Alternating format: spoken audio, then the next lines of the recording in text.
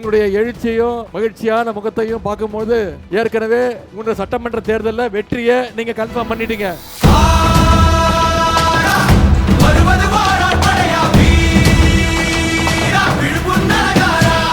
இதே காஞ்சிபுரத்துல பேரறிஞர் அண்ணாவுடைய வீட்டுக்கு போய் அவருக்கு மரியாதை செஞ்சுட்டு அவரை வணங்கி என்னுடைய முதல் பிரச்சாரம் தமிழ்நாடு முழுக்க சுத்த போறேன். முதல் பிரச்சாரம் காஞ்சிபுரம் தொகுதியுடைய வெற்றியை கன்ஃபார்ம் பண்ணிட்டு போறேன். நாளைக்கு நம்முடைய தலைவர் அவர்கள் கலைஞர் பிறந்த திருவாரூர் மாவட்டத்தில் பிரச்சாரத்தை ஆரம்பிக்கிறார்.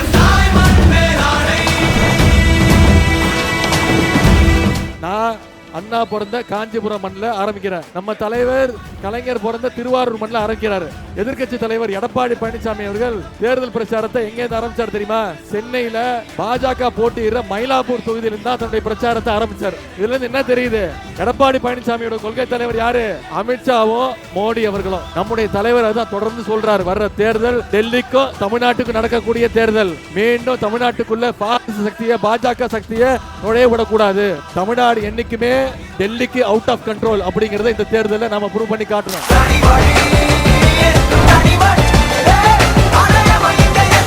கீழ்பெண்ணாத்தூர் தொகுதியில நம்முடைய வெற்றி வேட்பாளர் அண்ணன் பிச்சாண்டி அவர்களுக்கு உதயசூரியன் சின்னத்தில் வாக்கு கேட்டு உங்களை எல்லாம் சந்திக்க நான் வருகிறேன். நம்முடைய முதலமைச்சர் அவர்கள் பல்வேறு திட்டங்களை சொன்ன திட்டங்கள் அத்தனையும் செஞ்சு முடிச்சிருக்கிறார். போன சட்டமன்ற தேர்தல் 2021 சட்டமன்ற தேர்தல் அப்போ கொடுத்த வாக்குறுதிகளை செஞ்ச அந்த தைரியத்தில் உங்களை எல்லாம் சந்திக்க நான் வந்திருக்கிறேன்.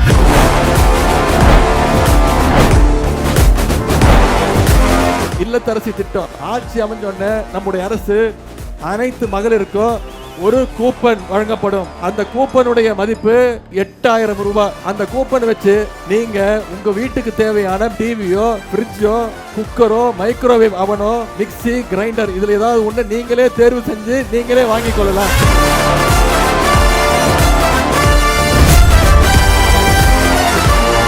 பிஜேபியோட A team B team C டீம்னு பல டீம்கள் இறங்குது. எத்தனை டீம் வந்தாலும் நம்முடைய தமிழ்நாட்டில் திமுக தான் சாம்பியன், திமுக தான் வெற்றி, உதயசூரியன் தான் நிச்சயம் வெற்றி பெறும்.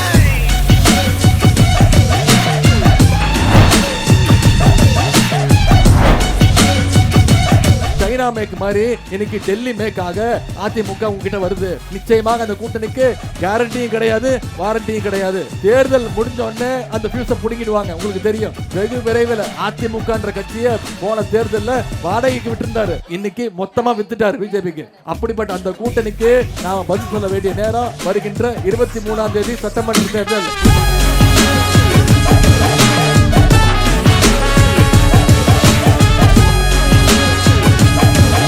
உங்களை எல்லாம் அன்போடு கேட்கிறேன், பண்போடு கேட்கிறேன், பாசத்தோடு கேட்கிறேன், உரிமையோடு கேட்கிறேன். இன்னும் பெருமையா சொல்லணும், தலைவருடைய மகனாக தமிழக டாக்டர் கலைஞருடைய பேரனாக இருந்து கேட்கிறேன். ஆதரிப்பீர் உதயசூரியன், உதயசூரியன், உதயசூரியன்.